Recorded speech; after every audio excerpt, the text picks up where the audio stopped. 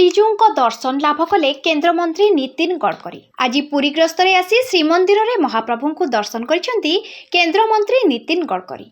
अपराह्न 2टा समय केन्द्रमंत्री श्री नितिन गडकरी पुरी रे पहुंचिबा परे श्रीमंदिर भितरे प्रवेश करी महाप्रभु श्री जगन्नाथଙ୍କ दर्शन लाभ करथिले। केन्द्रमंत्री श्रीमंदिर निकट रे पहुंचिबा परे बीजेपी कर्मी और नेता तांकु स्वागत संबर्धना करथिले। बीजेपी राष्ट्रीय प्रवक्ता संबित पात्र और पुरी विधायक जयंत कुमार षडंगी वरिष्ठ सेवायत श्री जगन्नाथଙ୍କ श्री अंग लगी सेवक मधुसूदन सिंघारी श्री गडकरी को श्रीमंदिर भितर को नेथिले। एही समय रे केन्द्रमंत्री प्रथमे प्रभु पतितपावन को मुंडिया मारी श्रीमंदिर को प्रवेश करथिले। परे रत्न सिंहासन रे महाप्रभु को दर्शन करथिले। परे श्रीमंदिर भितरे बेढ़ा परिक्रमा करी पार्श्व देवता को दर्शन करथिले। केन्द्रमंत्री नितिन गडकरी कहिसंती सारा विश्वर कल्याण पाई से प्रार्थना करथिले। भल काम करबा पाई भगवान तांकु शक्ति और आशीर्वाद प्रदान करंतु बोली से महाप्रभु को प्रार्थना करबा कहिथिले।